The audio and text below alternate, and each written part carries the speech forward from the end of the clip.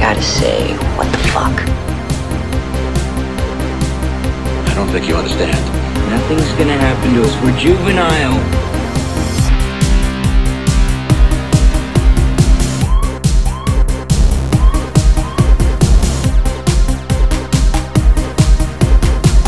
And now, on with the show. Bonjour, bienvenue à ce nouveau numéro de mon vidéo club. Et ouais, le grand retour tant attendu. Vraiment, j'avais une pression de ouf, quoi. Des gens qui exigeaient par centaines de milliers, d'après ce qu'on m'a dit. Je pense que j'ai pas de raison de mettre en doute mes sources. Voilà, qui exigeaient le retour des vidéos du vidéo club. Et je voulais en profiter aussi pour remercier mon coiffeur. Voilà. Non, je voulais en profiter pour remercier Megamax qui m'a invité la semaine dernière à son émission. Et n'hésitez pas à aller voir sur sa chaîne, la chaîne de Megamax, l'émission dont j'étais l'invité d'honneur. C'était extraordinaire. On a bien rigolé, c'était vraiment très sympa. Merci infiniment à lui. En plus, voilà, c'est quelqu'un que j'adore. Donc aujourd'hui, de quel film allons-nous parler? Alors, je ne vais pas vous parler en fait d'un film qui a énormément compté dans ma vie, voilà, de cinéphage, ni d'un film extrêmement connu, tout ça. Je vais vous faire un petit peu le même coup que j'avais fait pour Dark Knight of the Scarecrow, là, mais enfin, sauf que là, c'est pas une découverte, hein, c'est un truc que j'avais vu gamin. Et ce film, il s'agit de Thrashin', qu'en France on a eu en vidéo club sous le titre Skate Gang, que j'avais donc loué à l'époque. Totalement adoré, puisque c'est film années 80, mais alors j'ai vraiment... c'est tellement années 80, je pense que sur une échelle de 1 à 10, c'est bien un bon 15, voilà. Et que j'ai réalisé il n'y a pas longtemps qu'il n'existe pas du tout en DVD ni en Blu-ray français. Je ne comprends pas certains choix de nos chers éditeurs indépendants. Voilà, je pense vraiment pas que c'est des films qui coûtent cher à ressortir pour eux. Et il y a juste un vide, quoi. Enfin, c'est... Voilà. Je sais plus de quel autre film j'ai parlé l'autre jour. Enfin, il y en a plusieurs. Vision Quest. Juste, tu le veux, tu l'as pas. Voilà, simplement. Tu es obligé de chercher des imports et tout. C'est vraiment dommage. Skate Gang, c'est un film qui m'avait vachement marqué, sorti en août 86, film de David Winters, qui est un réal totalement inconnu, qui a fait à part ça des films totalement inconnus. Et voilà, c'est pas un film... bon, c'est un film, c'était une période moi que j'aime bien. Il y avait toute une série de films comme ça. Et pour moi, Skate Gang est sans doute le meilleur d'entre eux. C'était des films en fait qui, au lieu de créer des modes, enfin de lancer des modes, des mouvements, en fait, leur rendaient hommage et bon, les exploitaient quoi, à des fins commerciales, mais voilà, leur rendaient hommage. Ça faisait comme un témoignage quoi. C'était absolument génial. Et on avait eu ça avec BMX Bandit. Je sais plus quand c'est sorti, mais voilà, c'était un peu le même concept qui faisait écho à la mode du BMX dans le monde. Il y avait eu ça aussi après, bon, de façon un peu plus, voilà, un peu plus pas opportuniste, mais bon, il y avait eu Breaking, ou je me souviens plus comment ça s'appelait, sur le breakdance, quoi, l'explosion du breakdance. Et voilà, et tout ça c'est des films qui n'ont rien lancé, ils n'ont pas lancé quoi que ce soit, mais ils ont juste voilà, fait un instantané d'une passion quoi, qui touchait les jeunes dans ces années-là. Et le skateboard, c'est vrai que principalement aux États-Unis où tout simplement en fait les grandes villes, les routes quoi, permettaient aux jeunes ados de s'éclater. Enfin, c'est-à-dire que dès qu'ils sortaient de chez eux, c'était que de l'asphalte lisse, voilà, avec en plus les rues aux États-Unis sont beaucoup plus larges que par exemple en France quoi. Et donc c'est vrai que pour pratiquer le skateboard c'est un peu le paradis. Et donc ce film Thrashin', il y en a eu d'autres, hein, il y en a eu 2-3 autres, mais vraiment très mauvais. Enfin mauvais. Certains vont me dire Skate Gang est à chier aussi. Mais je ne suis pas d'accord d'abord. Et ensuite, dans sa volonté, quoi, il réussit complètement de mon point de vue. Je les ai un peu tous revus ces dernières années. Thrashin', enfin Skate Gang, je l'ai revu avant-hier, ouais. Et ça m'a vraiment fait voyager. C'est réellement comme monter dans une DeLorean, quoi. Tu te retrouves vraiment dans ces années-là. Enfin, non, c'est impressionnant. L'histoire, il y en a presque pas, c'est évidemment. C'est une histoire pompée sur Roméo et Juliette. Enfin, comme beaucoup de films d'ados de l'époque d'ailleurs, mais moi ça me gêne pas du tout. Donc c'est un ado qui arrive, enfin avec ses parents, qui emménage à Los Angeles un été, et qui est donc fou de skateboard, c'est toute sa vie. Et il va donc, en fait il découvre le quartier, il découvre tous les endroits pour faire du skate quoi.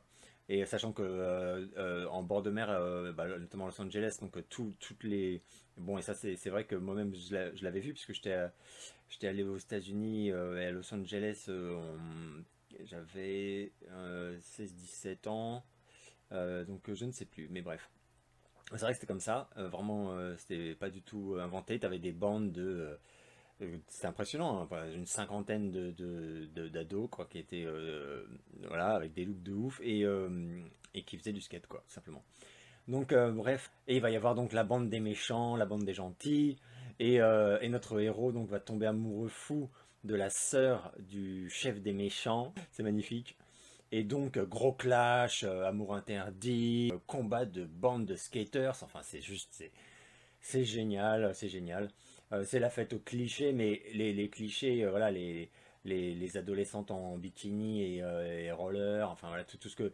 Mais pour l'avoir vu, c'était vraiment comme ça là-bas. Donc ouais, c'est cliché, mais parfois la vie est cliché, quoi. Je vais pas spoiler parce que je suis pas un spoiler, je l'ai déjà dit. Mais c'est sans surprise, quoi. La fin, voilà, se termine bien. Oh, ça alors! Mais on demande rien d'autre, en fait. Enfin, pour moi, voilà, c'est ce que tu es en droit de demander à un film de ce genre, bah, il te le donne, mais fois 1000, quoi. Une petite mention pour la bande originale qui est géniale, mais génial. C'est une orgie non-stop, quoi.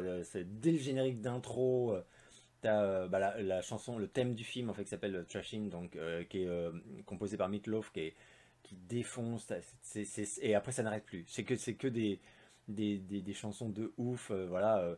Donc c'est pop dansante, un peu new wave encore, 80s, et entrecoupé de morceaux punk total, comme il s'en écoutait énormément, c'est vrai, dans le milieu du skate, quoi. Donc c'est avec des groupes, enfin c'est excellent, c'est absolument excellent pour la BO. Et sachant qu'il n'y a pas de BO, c'est génial. Donc alors je pense qu'il y a eu un problème je sais pas, de conciliation de droit, je sais pas quoi. Je ne sais pas pourquoi, même à l'époque, il n'y a eu aucune soundtrack qui est sortie. Rien. J'ai regardé partout, il n'y a rien. Il y a que toutes les BO, c'est des BO pirates en fait, faites par des fans quoi. Qui ont compilé les morceaux. Donc voilà, après je vais venir au casting, parce qu'au casting, il y a des choses à dire. Notamment que Johnny Depp aurait dû figurer dans ce film. Alors selon les sources, ils sont pas d'accord. Certains disent que c'était pour le rôle du héros, donc, et d'autres disent que c'était pour le rôle du leader de la bande ennemie, quoi. Mais bref, dans tous les cas, le réal, donc David Winters, avait complètement craqué sur lui.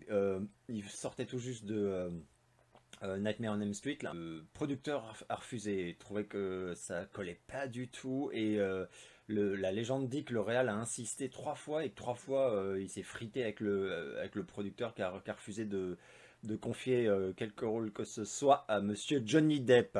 Le gosse qui arrive à Los Angeles, il est interprété par Josh Brolin. Donc Josh Brolin, vous le connaissez tous, même sans savoir vraiment, parce que c'est vrai que contrairement à plein d'acteurs populaires, quoi, son nom, voilà, il est pas, on peut pas dire qu'il est extrêmement connu de nom, mais alors par contre une filmo de taré mental, hein. Il a tourné plusieurs fois avec les frères Cohen, plusieurs fois avec Woody Allen, il a tourné dans plusieurs films d'Oliver Stone, dans 2 films de Robert Rodriguez, enfin c'est incroyable, honnêtement, hein, c'est vraiment impressionnant. Il a tourné pour Ridley Scott aussi, je crois, dans 2 films également. Enfin voilà. Et alors bon, pour les plus jeunes, vous verrez, enfin vous verrez, vous reconnaîtrez pas, parce que évidemment dans Skate Gang il est ado quoi.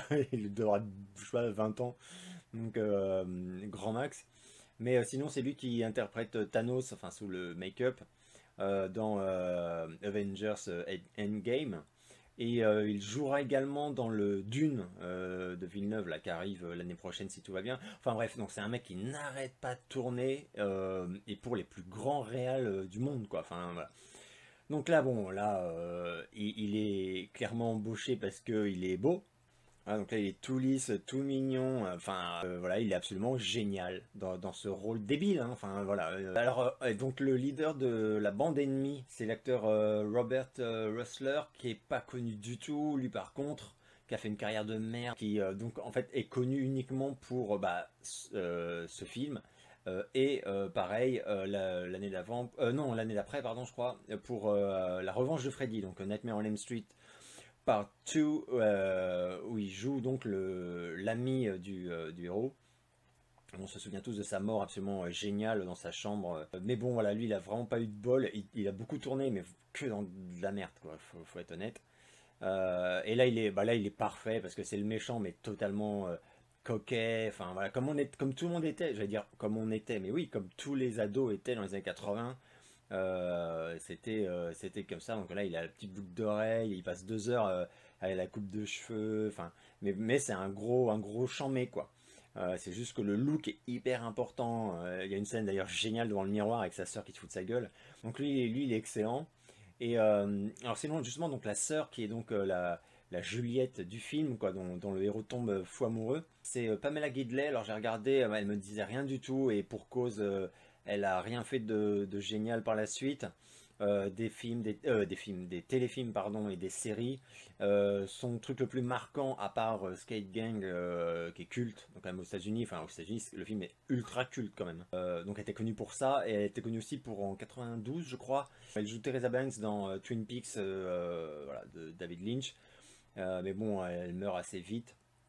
Et d'ailleurs, elle est décédée à 52 ans. Et d'ailleurs, à sa mort, Josh Brolin a fait un message super émouvant sur Insta, voilà, pour lui rendre hommage. On ne sait pas la cause de sa mort. Donc voilà, 52 ans, c'est quand même extrêmement jeune. Et la famille n'a pas souhaité dire de quoi elle était morte. Donc voilà. Et alors d'ailleurs, un fait assez étonnant, dans la bande des vilains, on reconnaîtra aussi, si on est un peu fan des années 80, l'acteur Brooke McCarter, qui est également, enfin un peu plus tard, allait devenir un membre de la bande de Lost Boys, donc Génération Perdue en France. Et figurez-vous qu'il est lui aussi décédé à 52 ans. Alors lui, on sait de quoi il est mort. Il est mort d'une maladie génétique du foie. Voilà, le pauvre, c'est atroce. Donc voilà, donc 2 morts et 52 ans, c'est vraiment c'est fou. Donc, ah ouais, alors elle précisé pour info que dans ce film, on fait la figuration en tout cas, un nombre assez convenable, je crois qu'il y en a 4-5 parmi les plus grands skateurs du monde de l'époque, qui étaient très jeunes, qui par la suite sont devenus pour certains des méga stars voilà, mondiales, hein, du skateboard, et qui dans ce film font la figuration, jouent, font les figures, et trucs comme ça, etc. Et je crois qu'il y a Tony Hawk notamment, enfin voilà, c'est vraiment du haut niveau. Et alors j'ai vu 2-3 interviews liées à ce film, et parfois sur les films des années 80, les films un peu feel good comme ça, on a appris depuis quoi qu'il y avait une ambiance de merde, que c'était assez tendu, ou des trucs comme ça, etc. Là, ils sont tous d'accord pour dire que c'était absolument génial, qu'il y avait une ambiance super cool sur le tournage, qu'ils se sont tous éclatés, quoi. Et en fait, tous les acteurs, actrices, tout ça, ils sont super, pas nostalgiques, mais ils sont assez mélancoliques, quoi, de cette période-là, en tout cas. Ils sont tous d'accord pour dire que voilà, c'était des super conditions de tournage, tu m'étonnes, mais surtout que voilà, surtout qu'ils faisaient vraiment la fête ensemble, tous ensemble, ils se marraient, enfin voilà. Alors c'est peut-être ça aussi qui donne un charme à ce film, mais complètement dingue, quoi. Alors c'est le genre de film qui est objectivement pas bon. C'est pas un bon film comme tu peux dire Scarface est un bon film, mais c'est un film fabuleux dans le sens où son but est atteint, comme j'ai dit tout à l'heure, et que si on rentre dedans, on passe 1h30, un peu plus, je crois, les yeux écarquillés, enfin c'est génial, c'est juste génial, génial. Et voilà, donc moi je le recommande totalement, mais si vous aimez ce genre de film, sinon je vais me faire insulter. Mais alors par contre, si vous tenez 10 minutes, enfin, si vous kiffez les 10 premières minutes, vous allez vraiment, vraiment vous régaler. Et si les 10 premières minutes c'est un calvaire, vous pouvez arrêter. Voilà, et je vous présente mes humbles excuses. j'espère que vous allez bien. Et je vous donne rendez-vous très bientôt pour une nouvelle vidéo.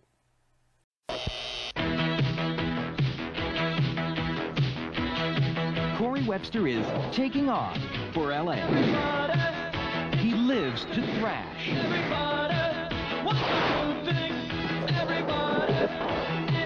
He loves to compete. But the competition is a killer. Check it out, Hook and the Dagger. Don't think twice. Take it if you want it.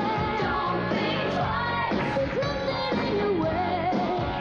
Don't be shy. You're gonna be the most beautiful girl at the club. There he is! Get out!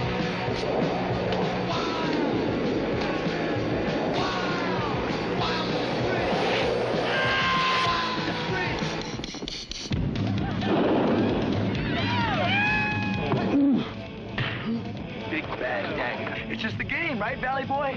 You like games, right, Valley Boy? An uphill romance Corey, please don't go. to a downhill race.